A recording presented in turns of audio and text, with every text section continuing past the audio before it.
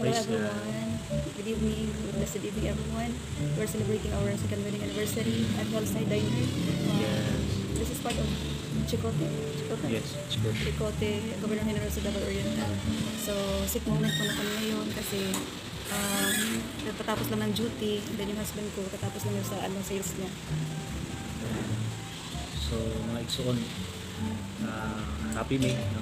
Kay second anniversary, no? Second wedding anniversary na mo, kanya kailangan din i-celebrate maski igsoon na ulang tag kuan kanang gitawag nga financial. Muna nga kami lang duha karon kay kanang medyo apiki, pero kaning kamot mi nga sa amo ang wedding anniversary ma-celebrate namo among second wedding anniversary. Celebrating God's goodness over our lives. God is so faithful in our lives. No, nakalahot tayo nito sa tabang sa Ginoo. So, it's an inspiration also to other couple, to their families na sa episode, no, manikamot jud tayo celebrate na tungod kay mahinungdanan kayo nga nag-uban mo, mahinungdanan kayo ang year nga kung diin nagkasinagtanay, nagkahiusa tungod sa gugma sa Ginoo nga gibutang sa usan namo nga mag-asawa. Wala nga kamo usab, no, ginaabot namo nga do not make ang wedding anniversary nga wala lang, no, kung naman may anak o pila na kung anak, you have to find ways good nga i-celebrate ang kana nga day, because that is a great day wherein nagbow mo kay Lord, wherein kana nga day giusa mo sa Ginoo for a certain purpose, for divine purpose, no, hallelujah.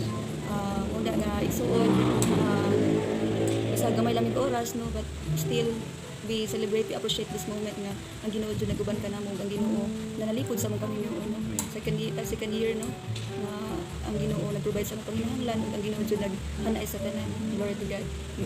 Dapat gud nga i-celebrate igsoon kay kadaugan man na amen na nalabay na nalampasan kanang pagsulay kristanan. Siyempre dili gyud mula ba ang blessing ni Lord.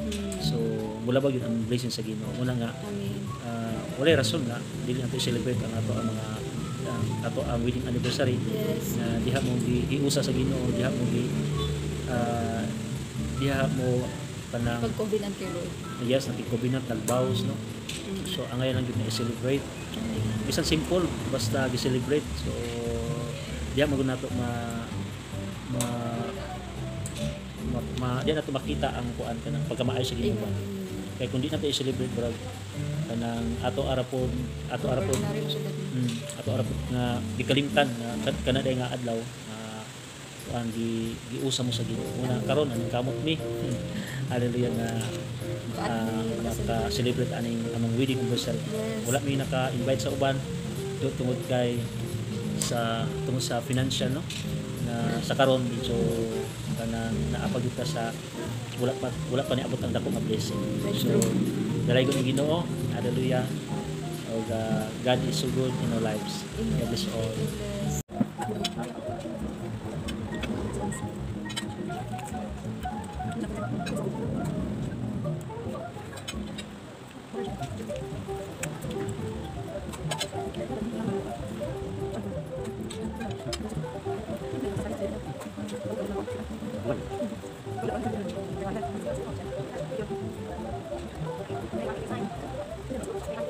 Video.